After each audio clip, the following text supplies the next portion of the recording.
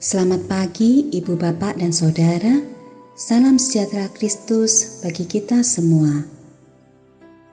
Atas kasih dan kemurahan Tuhan, kita masih diberi kesempatan berjumpa dalam Saren GKI Salatiga hari ini, Selasa 6 Desember 2022, yang mengangkat tema Melampaui Akal. Mari kita berdoa. Allah Bapa kami di surga, terima kasih buat penyertaan dan segala berkat kebaikan-Mu dalam kehidupan kami. Terima kasih buat kesempatan untuk kami mengawali aktivitas hari ini dengan membaca dan merenungkan firman-Mu. Ampunilah dosa-dosa kami dan tolonglah kami dengan Roh-Mu yang kudus untuk kami dapat mengerti dan memahami kehendak-Mu. Dalam nama Kristus kami berdoa. Amin. Injil Lukas 1 ayat 34 sampai 38 menjadi dasar renungan kita pada saat ini. Lukas 1 ayat 34 sampai 38. Kata Maria kepada malaikat itu, "Bagaimana hal itu mungkin terjadi karena aku belum bersuami?"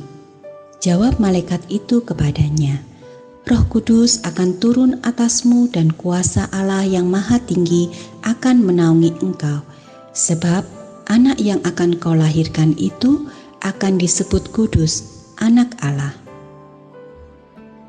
Dan sesungguhnya Elisabet, sanakmu itu, ia pun sedang mengandung seorang anak laki-laki pada hari tuanya, dan inilah bulan yang ke-6 bagi dia yang disebut mandul itu.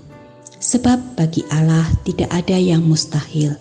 Kata Maria, "Sesungguhnya aku ini adalah hamba Tuhan, jadilah padaku menurut perkataanmu itu."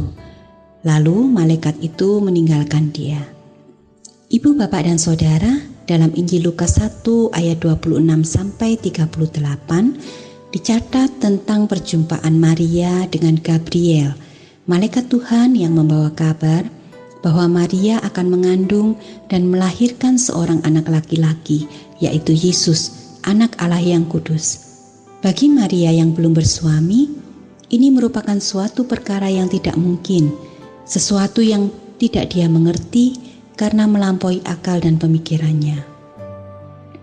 Namun di ayat 38, respon Maria menunjukkan ketaatan dan kerendahan hatinya untuk percaya, menerima rencana Allah dalam dirinya, dan siap menanggung segala konsekuensi yang timbul karenanya. Berita Natal dari awal merupakan sesuatu yang tidak lazim dan melampaui pemikiran manusia, yang mengubah pola pikir sekaligus menguji iman bangsa Israel pada masa itu dan insan manusia pada masa sesudahnya tentang penggenapan janji Allah akan seorang Mesias.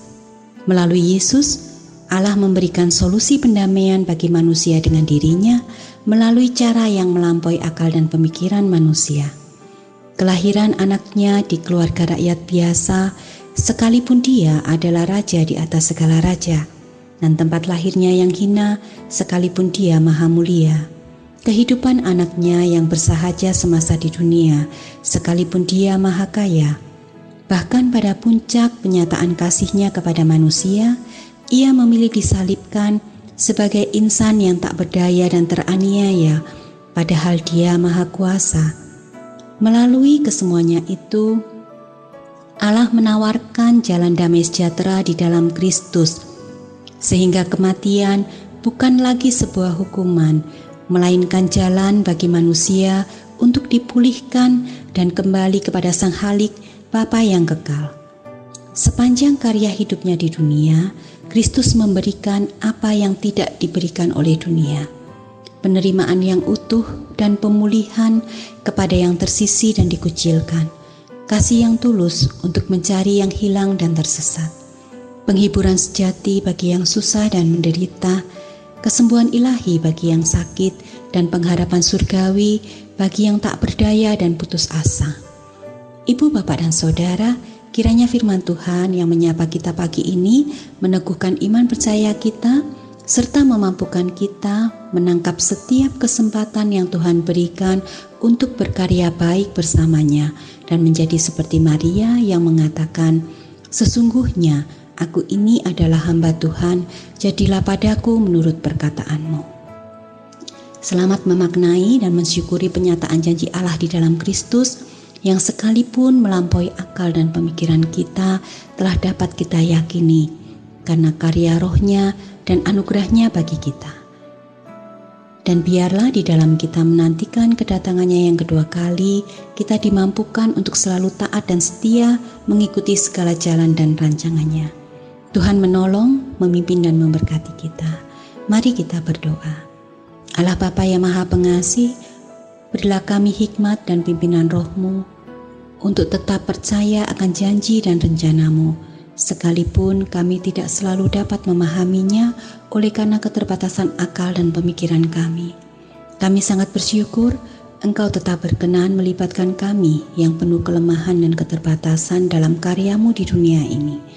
Ajar kami Tuhan untuk melihat setiap kesempatan yang Engkau berikan sebagai anugerah-Mu untuk kami ikut serta dalam rencana-Mu yang agung dan mulia bagi kami dan sesama kami. Dalam nama Tuhan Yesus kami berdoa. Amin.